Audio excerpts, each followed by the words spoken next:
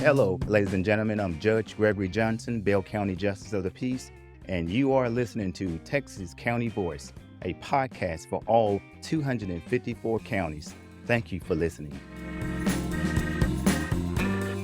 Hello, and welcome to Texas County Voice. I'm Jody Sebring with the Texas Association of Counties.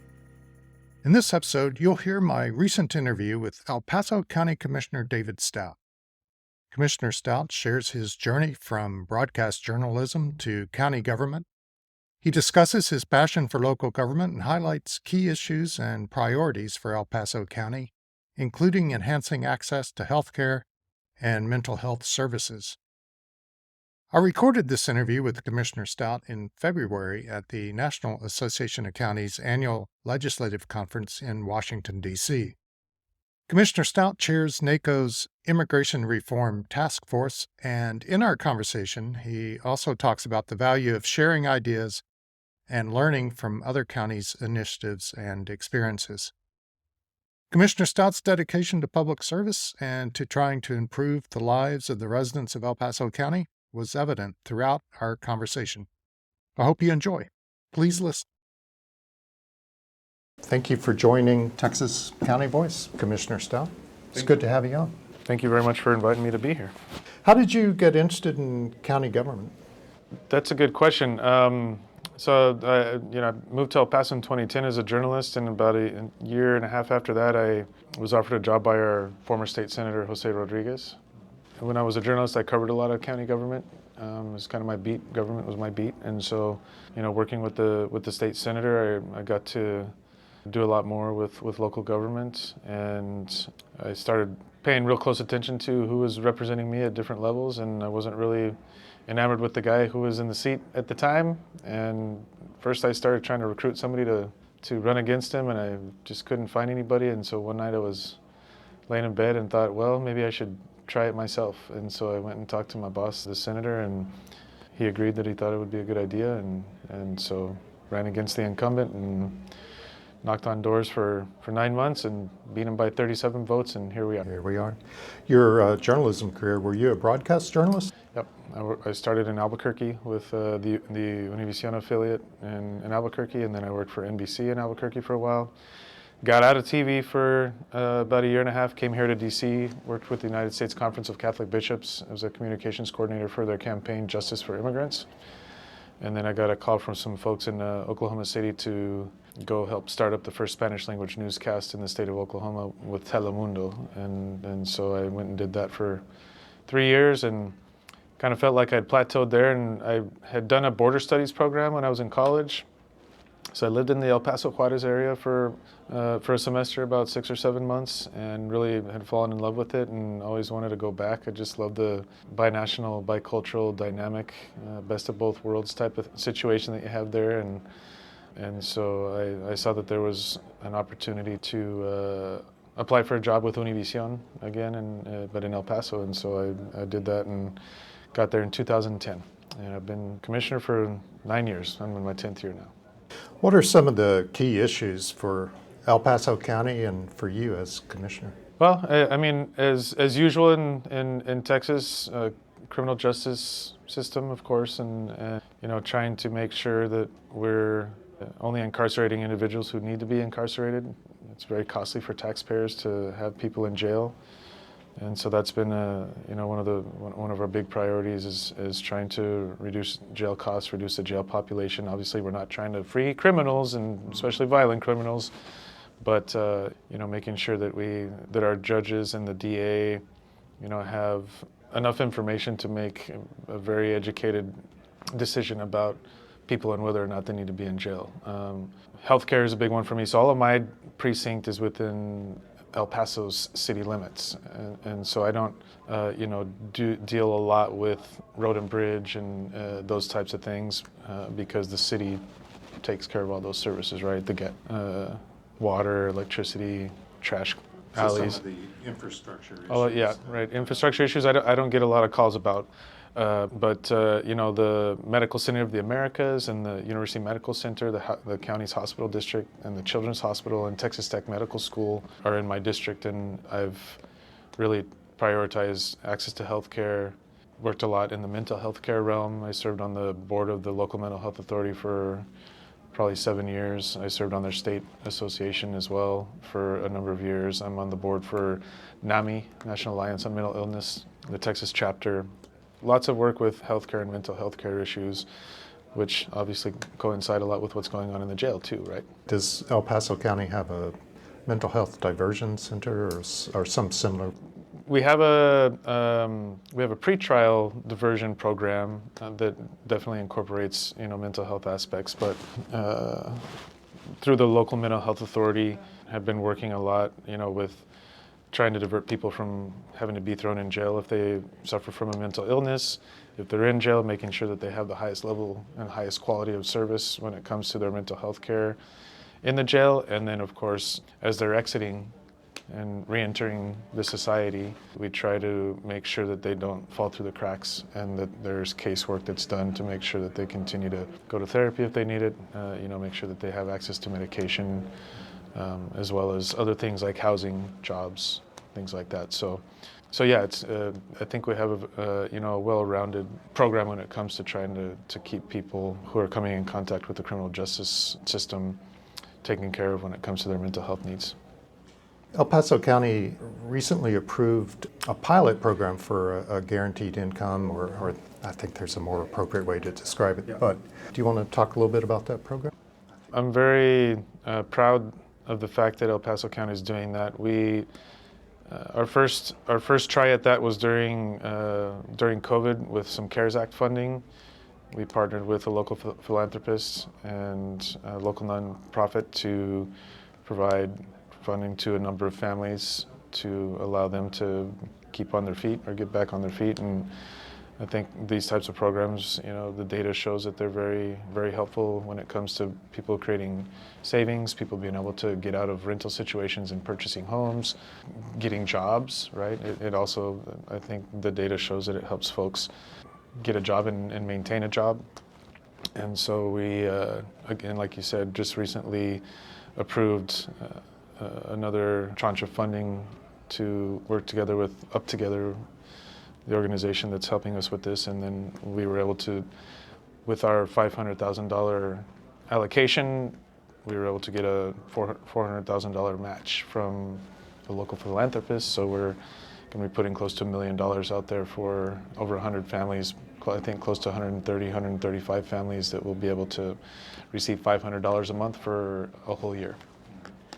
Yeah, I think it's typically described as a guaranteed income or universal income, but it's more a supplement. Is that right? Yeah, I mean, some of these folks, have very, very little income.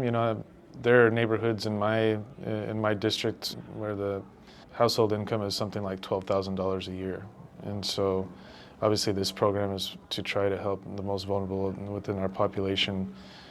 What role does community engagement and collaboration play in effective governance? It plays a huge role. I think a huge role. You can't do things in a vacuum. You can't do things without talking to the community first, right? I think a lot of times government officials think that they know what's best for their community, and I think it's the other way around. We have to engage and ask people what they want.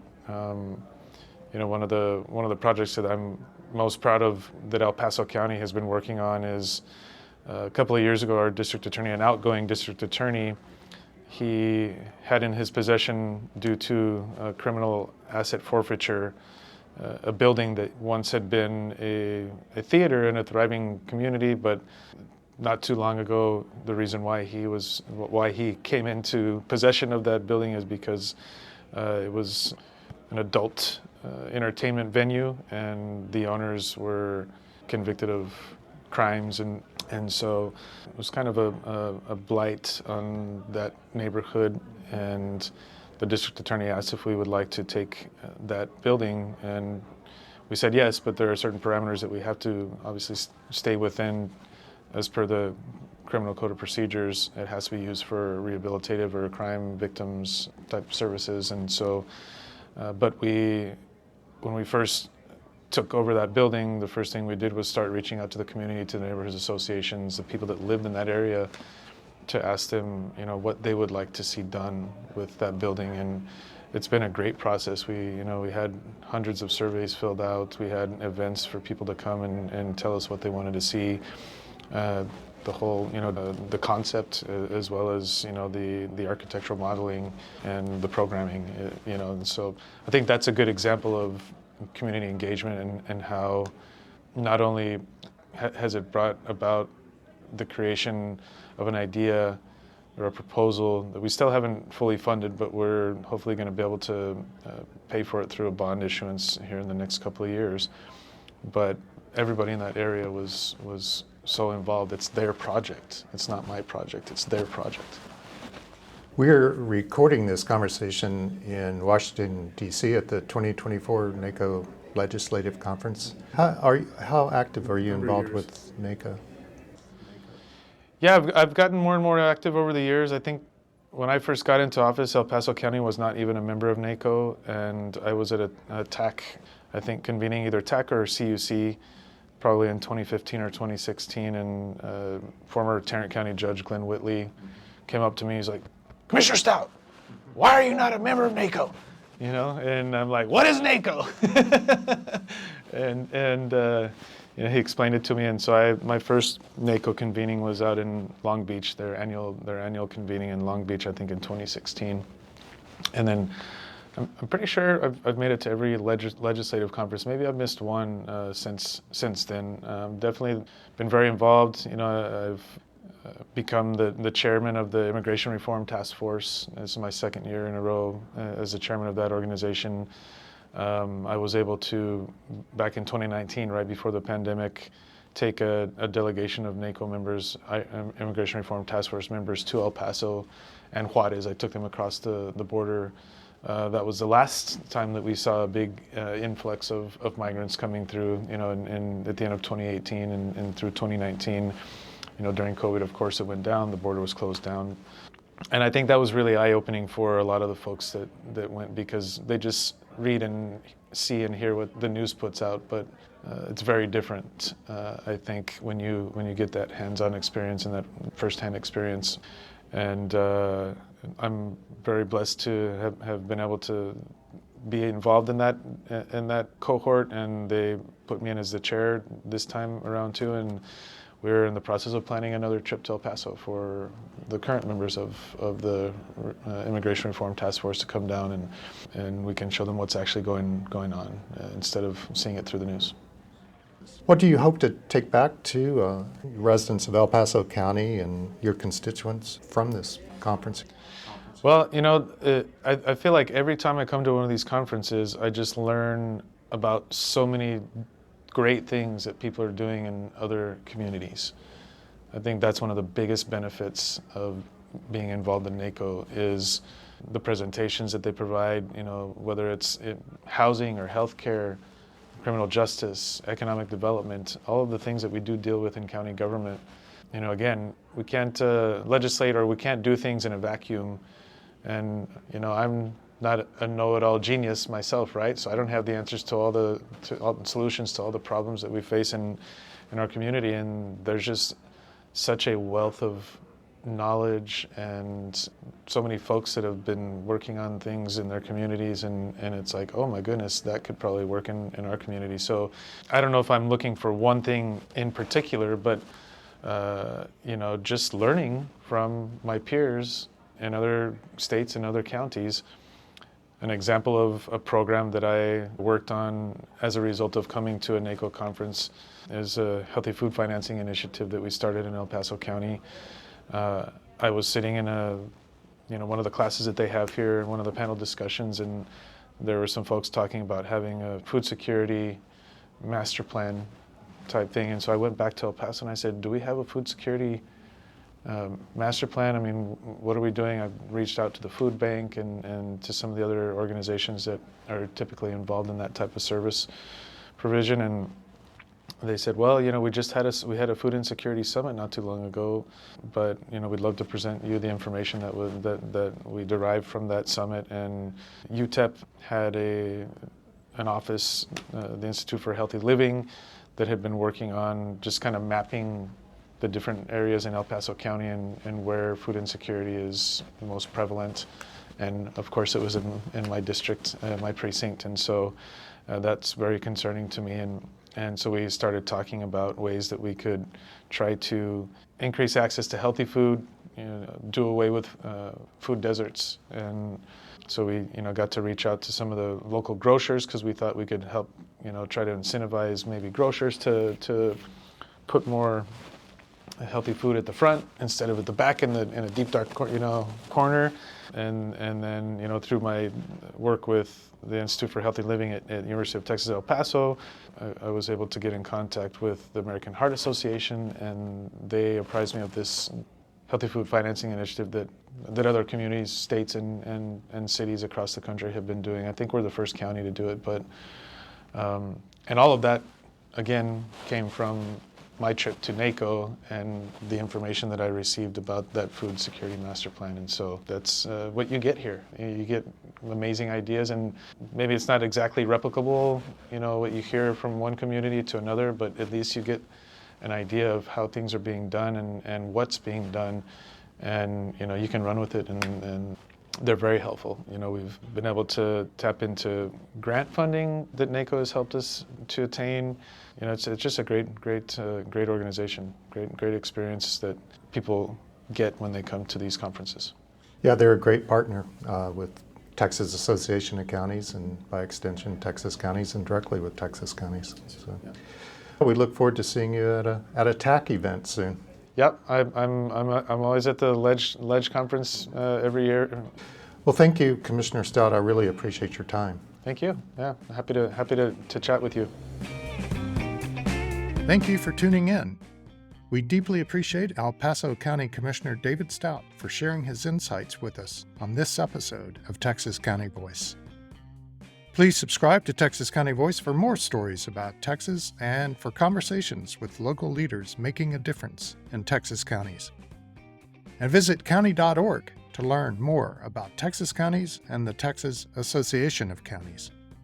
Check out our calendar of events for a list of upcoming conferences, such as our own legislative conference coming this summer, as well as workshops and other training opportunities designed for county officials. We'll see you next time.